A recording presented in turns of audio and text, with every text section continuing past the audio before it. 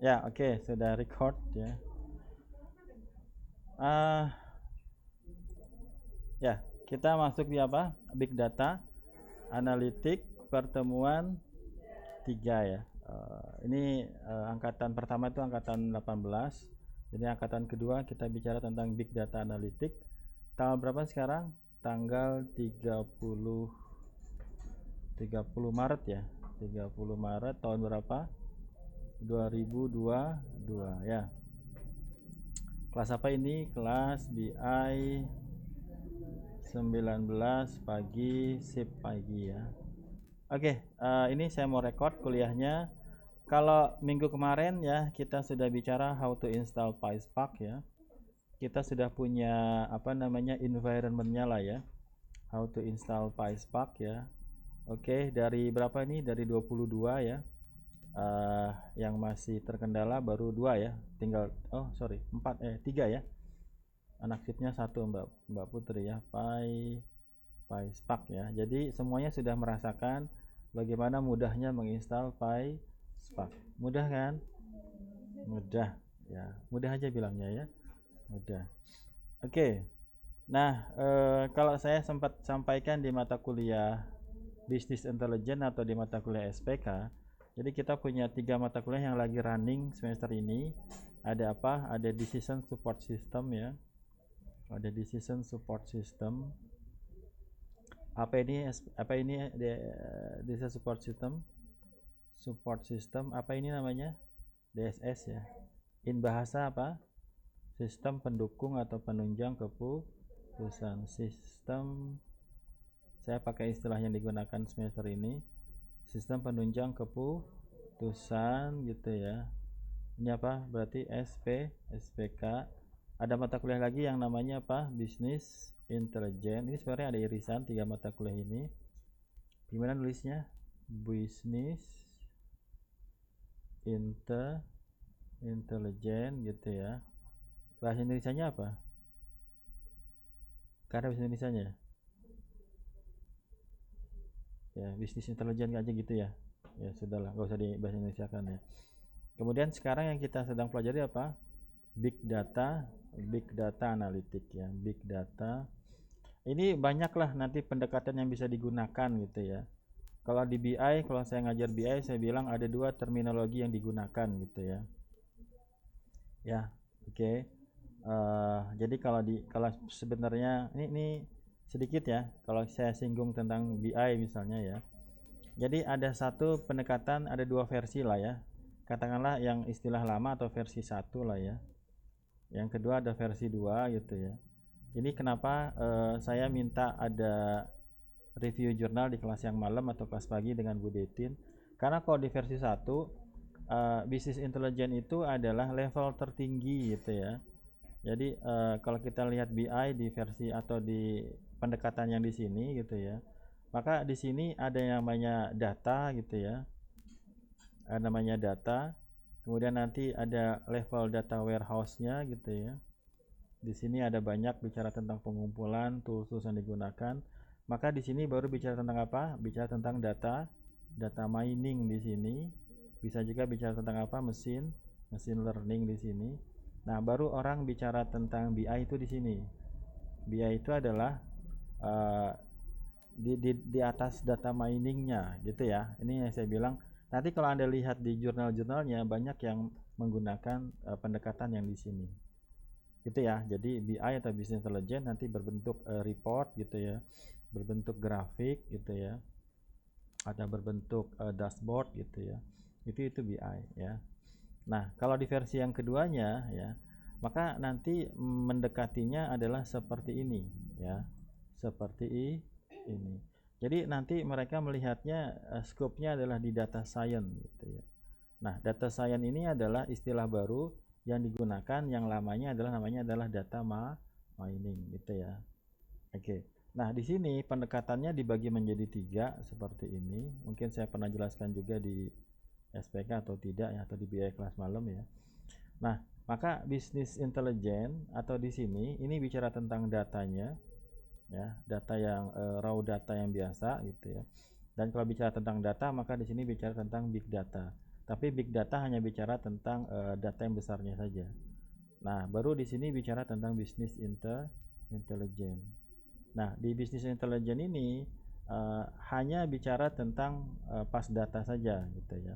Hanya bicara tentang apa? Pas data. Apa pas data? Data masa lampau. Nanti pas data ini kita bikin reportnya gitu ya. Ini yang kita bikin grafiknya gitu ya. Itu yang kita bikin dashboardnya dan lain-lain gitu ya. Nanti di sini tidak bicara tentang predicting data. Nah, satu lagi baru bicara tentang apa? Bicara tentang machine learning. Di sini bicara tentang algoritmanya ya. Nah, kalau di pendekatan yang pertama berarti kita harus bicara tentang machine learning dulu, kita bicara tentang apa? Data warehouse dulu, kita bicara tentang data mining dulu, baru kita bicara tentang BI-nya. Tapi kalau di versi 2 itu lebih sederhana karena kita hanya bicara tentang pas data, kita bicara tentang menggalinya menggunakan algoritma tertentu. Gitu ya. Berarti nanti kalau Anda lihat di jurnal-jurnalnya itu banyak yang masih menggunakan istilah di sini. Nggak salah juga sih. Ya, nggak ada yang salah karena pendekatannya seperti itu. Berarti kalau di sini report grafik dashboardnya itu harus digali dari machine learningnya. Ya, tapi kalau misalnya kita hanya bicara pas data pun sepertinya nggak ada masalah juga. Gitu ya. Seperti itu. Bisa dipahami ini? Bisa ya? Jadi kalau misalnya saya pengen ngajari BI di kelas malam gitu ya, itu saya kalau angkatan 18 yang saya berikan business intelligence gitu ya, itu saya ngajarinya pakai toolsnya punyanya Microsoft. Microsoft punya namanya apa? Microsoft Power BI Desktop gitu ya. BI-nya itu apa? BI-nya adalah business intelligence, atau ada tools yang lain namanya Tableau lah ya, gimana ngejanya. Nah, rencananya saya mau pakai business intelligence itu pakai yang Google Data Studio gitu ya. Tapi kalau pakai pendekatan yang di sini, pakai pendekatan yang pertama di sini, maka saya harus tidak sekedar menggunakan Google Data Studio, tapi saya harus kalau gampangnya model yang dalam bentuk data mining saya simpan dalam sebuah file ya, kemudian nanti saya tanam dalam sebuah web. Nah, sampai sini nanti ya. Berarti BI-nya tidak hanya sekedar Google Data Studio, tapi ketemu lagi sama Python lagi gitu ya. Mau yang mana? Kayaknya sih dua-duanya gitu. Kelas pagi saya nggak ngajar ya. Sorry kejauhan. Ya. Kita lagi belajar apa? Kita lagi belajar tentang big data analytics. Kita buat yang kelas malam lah. Kan ada Mbak Putri kan? Mbak Putri kan sip ya. Ya. Sekarang kita belajar apa? Ya, maksudnya yang saya sampaikan dengan yang disampaikan Bu Detin mirip kan ya? Mirip-mirip kan? Ya, mirip ya. Satu sumber lah. Maksudnya ada dasarnya. Oke. Sekarang kita pindah ke slide yang sudah saya siapkan ya. Oke. Coba sekarang kita lihat di sini. Ya, ini ada banyak ya, ada banyak. Nanti saya potong beberapa menit gitu ya biar nggak terlalu panjang. Ya, sekali lagi, ini bahasa Inggrisnya, ini ada bahasa Indonesianya. Kalau Anda nggak nyaman dengan bahasa Inggrisnya, Anda silakan pindah ke bahasa Indonesianya ya. Tapi agak-agak roaming kalau pakai bahasa Indonesianya, saya pertahankan bahasa Inggrisnya. Ini sebenarnya satu chapter kita bahas gitu ya. Satu chapter kita, tapi poin-poinnya nanti saya tekankan. Oke, jadi silahkan diaktifkan otak bahasa Inggrisnya. Saklar di kepalanya diklik ya. Oke, bahasa Inggrisnya sudah aktif belum? Jangan ada mental block ya, jangan ada perlawanan ya. Dilepas saja itu ya. Bahasa Inggris itu. Di luar negeri itu orang-orang sudah pintar, masih kecil sudah pintar bahasa Inggris gitu ya. Ya. Kenapa? Karena setiap hari mendengar pakai bahasa Inggris ya. Oke, kita mulai, nanti kelamaan ya. When people say that we live in age of big data gitu ya, they mean that we have tools for collecting, storing, and processing information at scale previously unheard ya. Jadi sekarang kita hidup di zaman yang ya saya dulu juga nggak kebayang gitu ya. Setiap hari Anda upload data berapa ke Facebook? Setiap hari Anda upload berapa data ke TikTok ya. Setiap hari Anda berapa banyak mega Anda upload ke Instagram.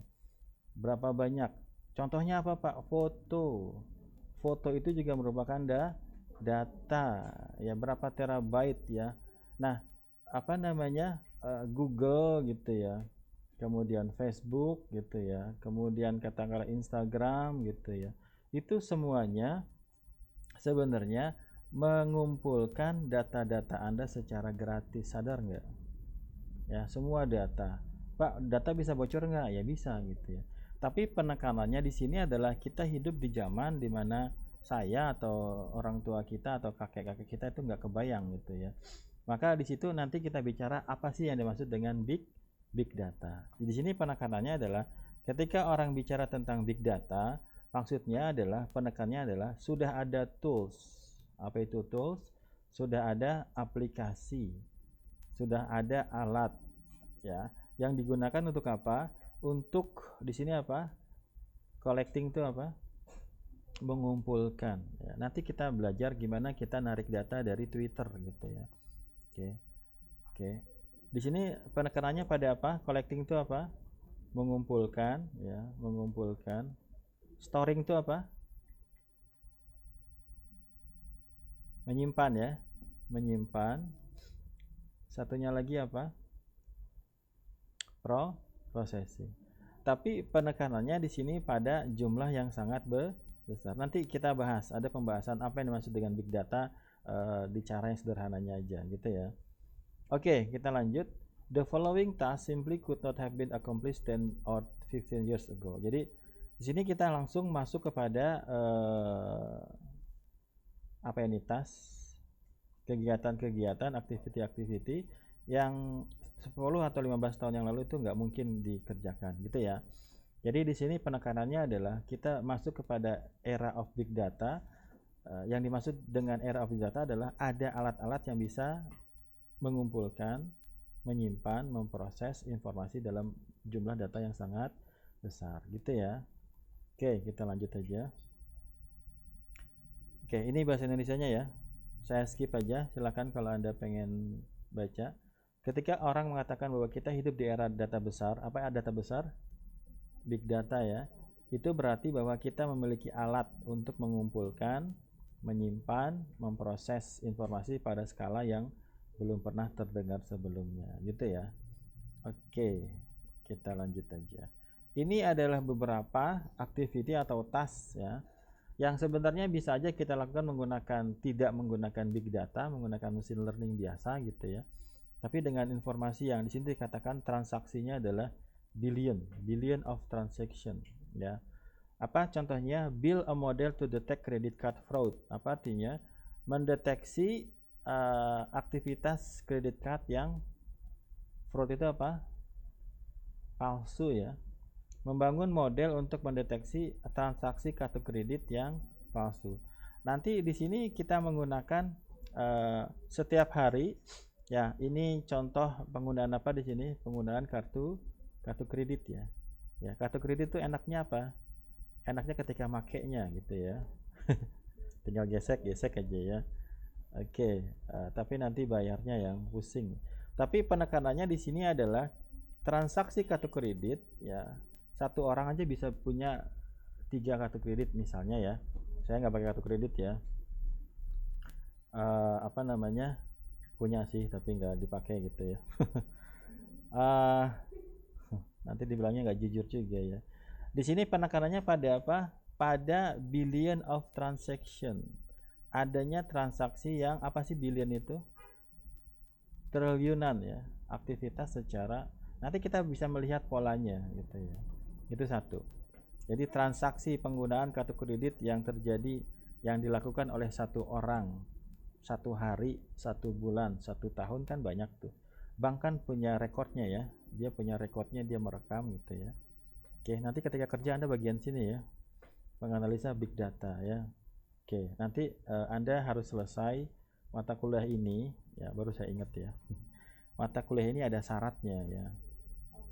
Syaratnya harus selesai AWS Academy yang course-nya bicara tentang apa? Course-nya bicara tentang machine learning. Ini harus lulus semua ya. Ada berapa modul di situ? Banyak.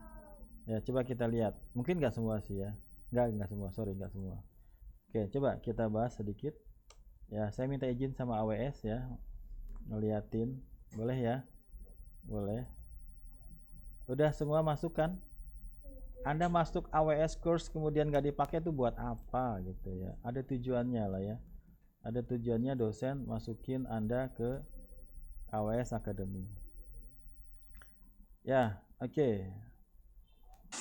Coba dicek semuanya sudah masuk. Ada yang belum masuk? Saya sudah ngasih tugas belum di sini? Belum, karena belum waktunya ya. Semua ada waktunya. Oke, semua ada waktunya. Nah, sekali lagi, ini namanya apa? AWS Academy Machine Learning Foundation. Udah pernah kan saya ngasih tugas screenshotan kan? Nah, itu baru labelnya ya, belum back endnya ya. Back endnya adalah Anda harus lulus di sini. Pakai bahasa Inggris Pak, pakai bahasa Inggris. Nanti kita kasih tambahan lah ya di luar mata kuliah ya. Oke, di sini ada saya boleh ya menampilkan ini, tapi saya tidak tampilkan detailnya ya, karena AWS Academy tidak membolehkan kita memperlihatkan student guide-nya ya. Oke, jadi saya ikutin rule-nya. Di sini ada introduction ya, ini ada modul 1 ya. Ada videonya kan, udah dibuka belum? Belum? Baru mikir install PySpark ya? Ya, harus sudah selesai ya. Oke ya, di sini minimal saya punya 10 tugas lah ya buat mata kuliah ini. Nanti ketika kerja, Anda harus kerja di bagian sini ya. Atau nanti Anda bisa lanjutkan lagi ke S2 gitu ya. Ya, oke. Serius lah ya. Ini apa namanya bisa benar dipakai. Oke, jadi minimal ketika Anda selesai ini bisa jadi portofolio. Anda sudah menyelesaikan course apa tadi levelnya? Apa tadi levelnya? Guys, apa namanya? AWS Academy Machine Learning Foundation ya. Ini tidak melanggar hukum ya. Ini kita sudah ada AWS Academy-nya ya, dan ini sebenarnya tidak ada sertifikasinya ya.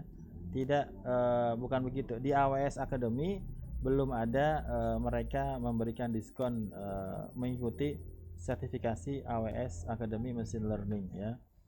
Oke ya, tapi untuk mata kuliah ini karena kita sudah ada AWS Academy, saya bisa gunakan ini untuk membantu saya menerangkan materi kepada Anda. Gitu ya.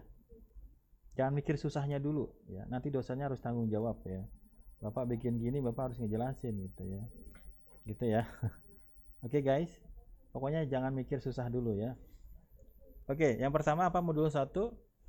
Welcome to AWS Academy Machine Learning. Oke. Kalaupun mau dibahas nanti saya tinggal rekam ini ya, kita off the record aja. Kalau enggak nanti saya di kick dari AWS-nya ya. Oke, ini harus selesai modul 1. Modul 2 juga harus selesai ya. Oke. Pakai bahasa Inggris ya. Oke. Ya. Saya harus potong dulu di sini ya. Kita istirahat dulu ya.